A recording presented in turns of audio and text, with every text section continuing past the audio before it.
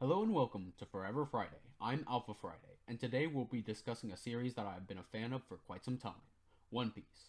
And I thought the most appropriate way to introduce this series to my channel would be with a theory video. Now, before we get started, I would like to point out that this video will contain spoilers, so you have been warned. The topic of this theory will focus on the series' famous Straw Hat. Now, you may be wondering if I'm referring to Luffy's specific Straw Hat or the large Straw Hat at Mary's Joie. Well, for now, let's just focus on Luffy's Straw Hat. To do so, let's go all the way back to the beginning. Chapter 1, Romance Dawn. In this chapter, we first see the Straw Hat on the head of red-haired Shanks, and as we all know, near the end of the chapter, Shanks gives his hat to Luffy. After doing so, Shanks gives Luffy a condition. Promise me you'll give it back to me someday when you've become a great pirate. From then on, the Straw Hat is almost always on Luffy's person throughout the entirety of the series. Now, when the Straw Hat was first introduced, many did not read too much into it, seeing it as merely a piece of iconography to attribute to the series. However, as the years went by, fans came to realize the amount of long-term foreshadowing Oda put into his series. Eventually, we learned about how infamous a pirate Shanks actually was. And then we came to learn that the owner of the Straw Hat before Shanks was his captain, Gol D. Roger. These revelations led to some questions about the significance of the hat that Luffy holds so dear. It is now that I'd like to turn your attention to a specific point between Roger and Shanks' relationship that might shed some light on this significance. This being the last moments that Shanks and Roger shared together. In the Oden flashback, we are told that Shanks spoke to Roger about something before he left. We do not get to hear what Shanks said, but we see that he's crying. Many people in the community have looked to this moment and theorized about what Shanks could have possibly said. For me, I wondered about this too, but once I thought about it for a moment, the answer became obvious. Shanks is apologizing. Knowing this is the last time he will see Roger, Shanks is apologizing that he will not be able to fulfill the promise that he made with him. What is this promise? Well, we all know. It's the same promise that Shanks himself made with Luffy in Chapter 1.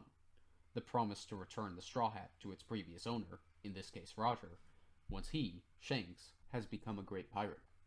Now this is quite a big revelation on its own, but I want you to pay attention to the particular wording of this event. Shanks is apologizing for not being able to fulfill a promise that was made. Where have we heard this before? To me, it instantly brings to mind Joy Boy's apology letter on the Poneglyph in Fishman Island. Now, we do not know the specifics, but we are told that this letter was supposed to be an apology to Poseidon from Joy Boy about some promise that could not be fulfilled. It is commonly believed that this promise was something along the lines of making a world where fishmen and merfolk can live freely on the surface. However, it is also possible that this was a more personal promise between Joy Boy and Poseidon. While we may not know too much about these individuals, there are some things that can be inferred from what we do know. For instance, it is likely that they both parallel their modern equivalents, being Luffy and Shirahoshi. Joy Boy being an adventurous, free-loving spirit, and Poseidon being a caring mermaid princess. It is not too hard to imagine that Poseidon also shared some physical traits with Shirahoshi as well, like being very large, for example. You might be wondering where I'm going with this. Well, for now, just keep that in mind. Let's now turn our attention to the other Straw Hat. Yes, that's right. The giant Straw Hat at Mary's Joie. This is a huge mystery in the story of One Piece, and fans have struggled to find an answer to why this Straw Hat even exists.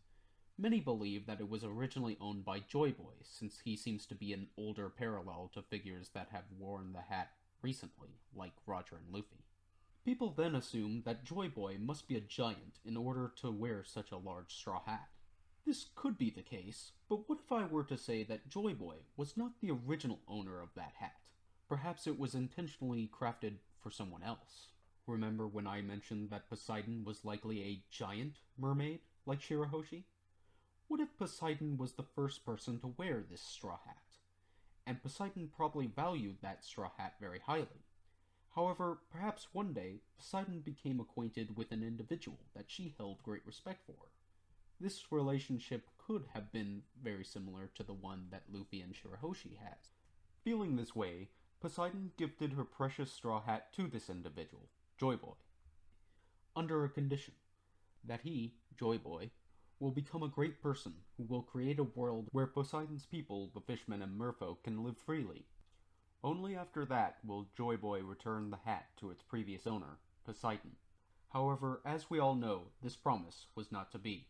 We don't know what happened to Joy Boy, but what we do know is at the end of the Void Century, the humans took over and created the world government. The large straw hat was stashed away in Mary Joie, and Joy Boy failed to make his promise. Many things could have happened in the Void Century, but whatever did happen, it is clear that Joy Boy could not win against the force that would eventually become the world government. Whatever way he may have lost, either by losing a decisive battle or by being captured, Joy Boy's loss led the world government to come into possession of the large straw hat. This must have been a symbol of complete defeat in the mind of Joy Boy, because if he had lost the straw hat, he could not fulfill the promise he made with Poseidon. This may have been the end of Joy Boy's tale, but it is not the end of the Straw Hat's tale. Although the large straw hat was stored away in the deep confines of Mary Joie, and the world government wished to purge it from history, a story was still passed down. Perhaps someone had heard the tale of Poseidon and Joy Boy's promise. Perhaps Joy Boy himself had a disciple that heard the promise. Whatever the case, a new straw hat was fashioned, and with it the will of Joy Boy continued. Now, the straw hat may have been a little different, maybe it was smaller, but it held a great purpose. Eventually, this disciple of Joy Boy met a person who they saw great potential in, and so this disciple gave their straw hat to this person and made a promise with them. A promise that they will return the straw hat to them once they have become a great person who changed the world, mirroring the promise made by Joy Boy and Poseidon. However, this young person could not fulfill this promise. Perhaps the previous owner died before the hat could be returned, or maybe the hat was lost or destroyed. Whatever the case, the promise of the straw hat remained unfulfilled. Over time, generations came and left, and with them, new promises and new straw hats were made and passed down. Nonetheless, no one could fulfill the promise of the straw hat. Eventually, the straw hat was gifted to a young man from a place called Logtown in the East Blue. This man's name was Gold D. Roger, and he sailed the seas in pursuit of adventure. Roger would eventually find the One Piece, and in doing so was perhaps the closest person to achieving Joy Boy's dream. But before then, in his travels, Roger would meet a young man who he saw great potential in. Roger would gift this young man, Shanks, his straw hat, under a condition, that Shanks would return the straw hat to Roger after he became a great pirate. Shanks sailed with Roger, but was not able to see the One Piece and learn the history of the world. When Roger returned from finding the One Piece, he and Shanks knew this would be the final time they would meet. And so, as they were saying goodbye, Shanks wept and apologized to Roger for not being able to fulfill the promise to return the straw hat. It is likely that after learning the history of the world, and failing to do so himself, Roger in this moment knew that Shanks would not be the one to fulfill this centuries-old promise. But Roger also knew that the day that the promise would be fulfilled would come soon. Eventually, Shanks would start to make a name for himself as a pirate, and along the way he met a young boy in the East Blue who reminded Shanks of his younger self and spoke the words of his former captain Roger. And so Shanks gave the boy his straw hat and made a promise that he, his captain, and countless others had made before. Thus, the straw hat and the legacy of the promise was passed down yet again. But this time it was different, for no one in the long cursed history of the Straw Hats were able to fulfill this promise. Until now, for the young boy, Monkey D. Luffy, would become a great pirate and fulfill the long-awaited promise by returning the straw hat to its previous owner, in one piece.